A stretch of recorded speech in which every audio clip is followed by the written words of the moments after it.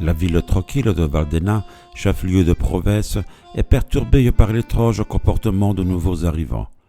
Madame Frolla, sa fille et son gendre, Madame et Monsieur Ponza. Madame Frolla vit séparée de sa fille sans avoir le droit de la voir. Pourquoi cette distance entre les deux femmes? Les explications les plus extravagantes sont proposées par les notables de la ville qui, réunis chez Monsieur Agazzi, tentent de découvrir le secret de Madame Ponza. Madame Frolla et Monsieur Ponza donnent successivement leur version des faits et s'accusent mutuellement d'être fous.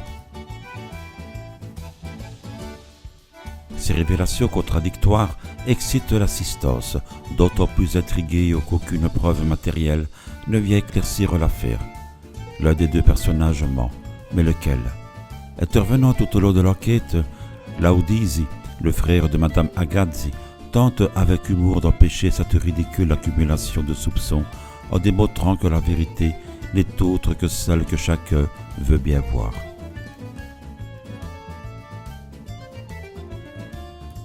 L'apparition finale de la mystérieuse Madame Ponza, couverte de voile, ne satisfait personne, déclarant « La seule vérité est celle-ci.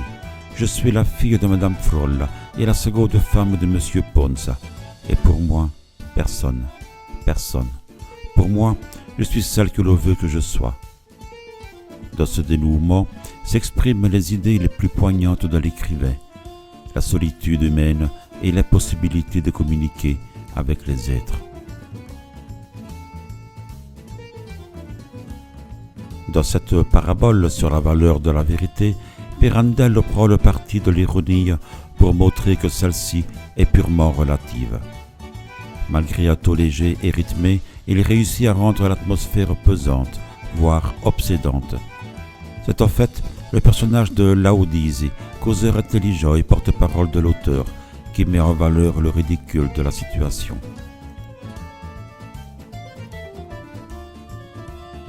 Mais au-delà d'une simple caricature de la bourgeoisie provinciale, il faut voir dans cette pièce l'expression des idées les plus poignantes de l'auteur. La conviction que les hommes sont seuls et qu'il est impossible de communiquer avec les autres. Lors d'une conférence donnée à Buenos Aires, l'auteur a donné une clé du drame qui se cache dans la pièce. Voici un rêve. J'ai vu dans ce rêve une cour profonde et sans issue. Et c'est de cette image effrayante qu'est née chacun sa vérité.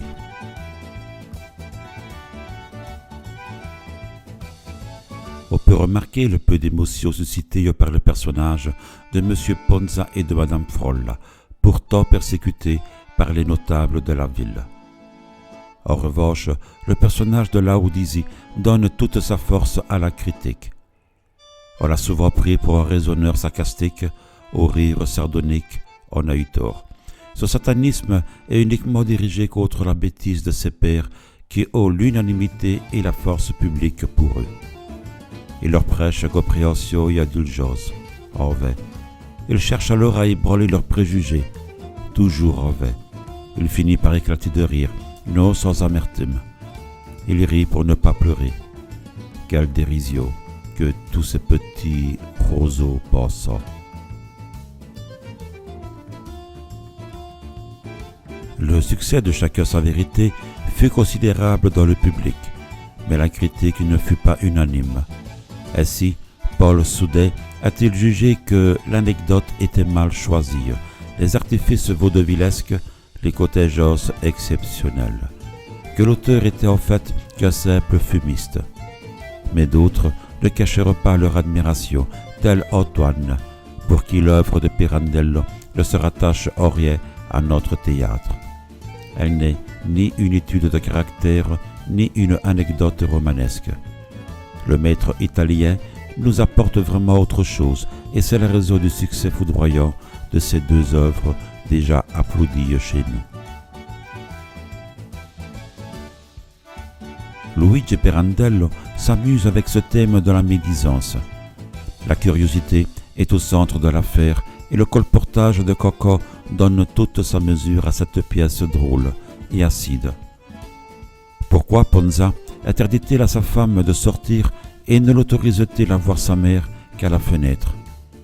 Qui, de la belle-mère ou du gendre, a inventé cette histoire de fille décédée? Lequel des deux est fou? Où se trouve la vérité?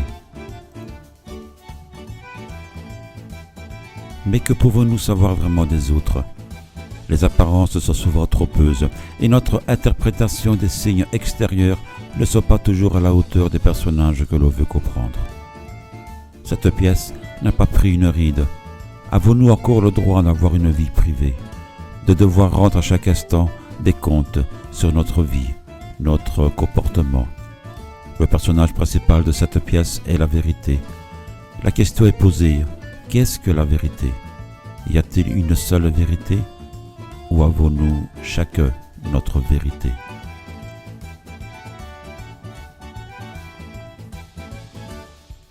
Se renseigner, mais que pouvons-nous savoir réellement des autres? Ce qu'ils sont, comment ils sont, ce qu'ils font, pourquoi ils le font.